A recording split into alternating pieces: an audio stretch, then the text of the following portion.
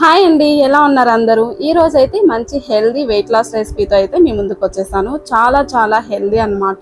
Weight loss అవ్వాలి అనుకున్న వాళ్ళకి చాలా బాగా యూజ్ అవుతుంది. మిల్లెట్స్తో ఇడ్లీ చేయబోతున్నాను. చాలా టేస్టీగా ఉంటుంది. అలాగే ఇడ్లీ తీసుకోవడం చాలా మంచిది అన్నమాట మార్నింగ్ బ్రేక్ఫాస్ట్లో. అయితే నేను ఇక్కడ మిల్లెట్స్ వచ్చేసి వరిగలు తీసుకుంటున్నాను. ఒక్కొక్కసారి ఒక్కో మిల్లెట్తో నేను రెసిపీస్ అనేది ట్రై చేస్తూనే ఉంటానండి. నాకు చాలా ఇష్టము, చాలా టేస్టీగా కూడా ఉంటాయి. ఈ మధ్య మా పిల్లలకు కూడా ఈ మిల్లెట్స్ తినడం అనేది బాగా అలవాటైపోయింది. వాళ్ళు కూడా చాలా ఇష్టంగా తింటారు. ఇంతకు ముందు అయితే వైట్ ఇడ్లీనే కావాలి అని ఎక్కువ ఏడ్చేవాళ్ళు అనమాట. నేను ఓపెన్గా చెప్తున్నానండి, పిల్లలు ఫస్ట్ అయితే అసలు ఇష్టంగా తినేవాళ్ళు కాదు.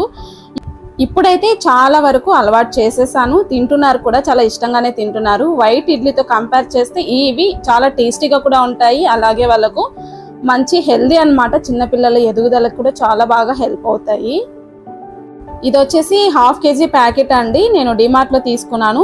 5 రకాల మిల్లెట్స్ అన్ని కూడా డిమార్ట్లో దొరుకుతాయి. నేనైతే డిమార్ట్లో తీసుకున్నాను.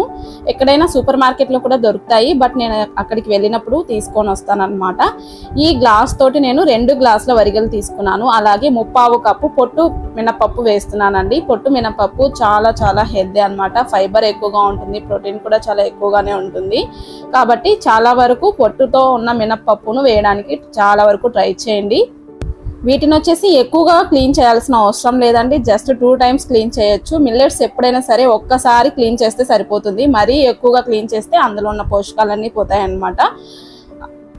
1 లేదా 2 సార్లు క్లీన్ చేసేసి ఒక 6 to 8 అవర్స్ వరకు నానబెట్టాలండి. మిల్లెట్స్ ఎక్కువసేపు నానితేనే చాలా బాగుంటుంది.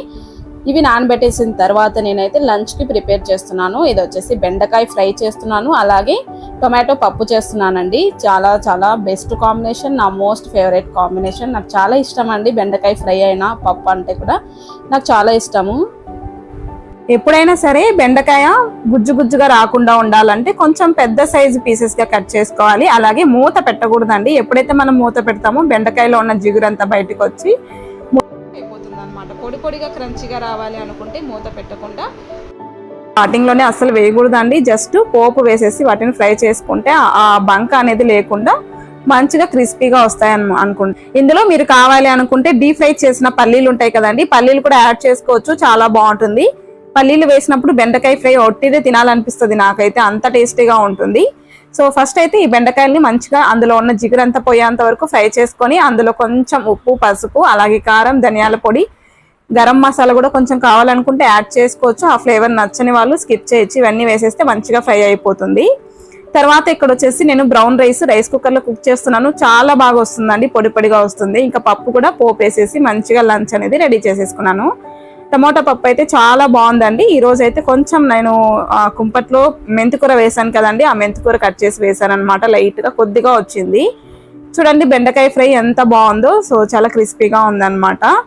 ఇంకా లంచ్ అయిపోయిన తర్వాత ఈవినింగ్ 6కి అలా నేను నానబెట్టిన వరిగలు ఉన్నాయి కదండి, ఇడ్లీ బ్యాటర్ అయితే రెడీ చేస్తున్నాను. చూడండి ఎంత బాగా నానిపోయి ఉన్నాయో. 6 to 8 అవర్స్ అయితే ఖచ్చితంగా నానాలి. మీరు నైట్ రుబ్బుకోవాలి అనుకుంటే ఎర్లీ మార్నింగ్ మనం బ్రేక్ఫాస్ట్ అయిపోయిన తర్వాత నానబెట్టుకుంటే సరిపోతుంది అనమాట. ఇందులోనే నేను రెడ్ రైస్ అటుకులు వేస్తున్నాను. 1 కప్పు అటుకులు వేస్తే ఇడ్లీలు చాలా సాఫ్ట్గా వస్తాయి.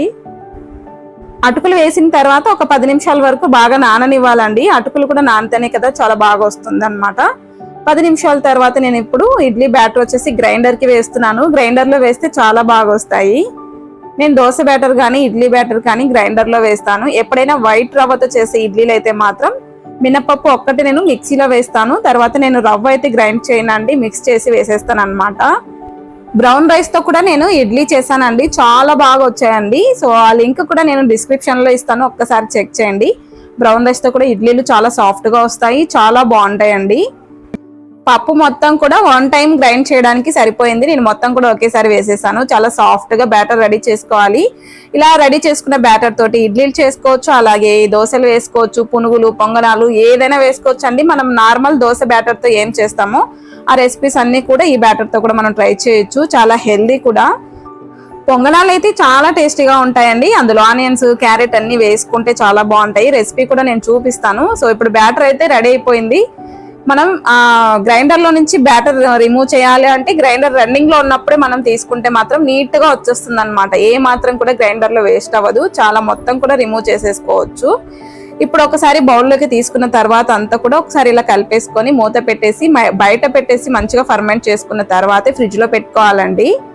ఇడ్లీ బ్యాటర్ అయితే రెడీ అయిపోయింది. ఇలా ఒక బ్యాటర్ రెడీ చేసి పెట్టుకుంటే ఇడ్లీ చేసుకోవచ్చు, దోశ చేసుకోవచ్చు. చాలా బాగుంటుంది, చాలా సింపుల్ గా అయిపోతుంది. సో నెక్స్ట్ డే మార్నింగ్ కి ఇది ఇడ్లీ అనేది రెడీ చేసుకుందాం. ఇంకా ఆ రోజు నైట్ వచ్చేసి నేను కొద్దిగా చపాతీ పిండి ఉంటే దీంతో చపాతీ చేసుకున్నామండి. పిల్లలకైతే రైస్ అన్నం తినిపించేసాను. నాకు మా హస్బెండ్ కి అయితే చపాతీ చేసుకున్నాం అనమాట. నేనైతే ఆయిల్ లేకుండా ఇలా పుల్కలాగా కాల్చేసుకున్నాను.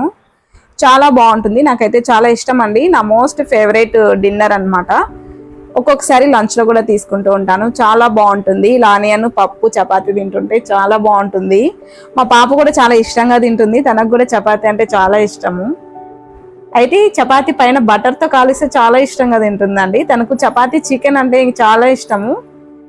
రోజు చికెన్ పెట్టినా తింటుంది అనమాట. ఈ మధ్య చికెన్ అంటే చాలా ఇష్టం తనకి. చికెన్, బగారా రైస్, బిర్యానీ, అలాగే చికెన్ స్ట్రిప్స్ ఇవన్నీ కూడా చాలా బాగా తింటుంది. ఇంకా నెక్స్ట్ డే మార్నింగ్ వచ్చేసి ఇడ్లీ బ్యాటర్ చూడండి చాలా చక్కగా ఫర్మెంట్ అయింది, చాలా బాగా పొంగింది అనమాట. సో బ్యాటర్ వచ్చేసి ఇలా రెడీ చేసుకోవాలండి. చూస్తున్నారు కదా ఎంత బాగుందో. సో ఇలా అవ్వాలి. ఇప్పుడు ఒక్కసారి మొత్తం పిండి అంతా కూడా గరిటతో ఇలా నీట్ గా కలిపేసుకోవాలి. తర్వాత మనం కావాల్సినంత పిండిని మనం పక్కన పెట్టేసుకొని మిగిలిన పిండి అంతా కూడా ఫ్రిడ్జ్ లో పెట్టేసుకుంటే దాన్ని ప్రతిరోజు మనం ఎప్పుడు ఇడ్లీ చేసుకున్నా ఎప్పుడు దోశ వేసుకున్నా ఫ్రెష్ గా ఉంటుంది అన్నమాట.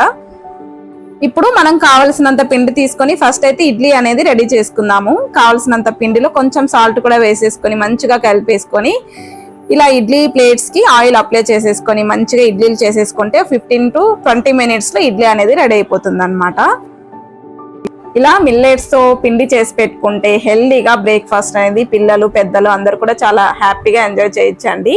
హెల్త్ కి కూడా చాలా మంచిది. ఒక్కసారి పిండి రెడీ చేసి పెట్టుకుంటే 3-4 days వరకు హ్యాపీగా బ్రేక్ఫాస్ట్ అనేది టెన్షన్ లేకుండా అయిపోతుంది. మనం రోజు చేసుకునే వైట్ దోశ, వైట్ ఇడ్లీ కంటే కూడా ఇలా ఒకసారి ట్రై చేయండి. చాలా హెల్దీ, రోజంతా కూడా మనం యాక్టివ్ గా ఉండొచ్చు. చాలా టేస్టీగా కూడా ఉంటుంది. పిల్లలకు కూడా చాలా మంచిదండి. హెల్త్ బెనిఫిట్స్ చాలా ఉన్నాయి. చూడండి ఇలా రెడ్ చట్నీ అలాగే పల్లీ చట్నీతో ఇడ్లీ అనేది ఎంజాయ్ చేసాము. మా పిల్లలు కూడా చాలా ఇష్టంగా తిన్నారు. ఈ వీడియో మీకు నచ్చినట్లయితే లైక్ చేయండి, షేర్ చేయండి, సబ్స్క్రైబ్ చేసుకోండి. నా బ్రేక్ఫాస్ట్ మీకు నచ్చినట్లయితే ఫాలో అవ్వండి. పండు ఏంటి తింటున్నావు? పాలల్లో తాగలనా? బూస్ట్ ఇలాగే తింటావు, అన్ని ఇలాగే తింటావు, ఎందుకు? దొంగ నువ్వు. చూపి మూతి చూడు ఎలా పూసుకున్నావు. నేనే తుడుస్తా. ఓకే.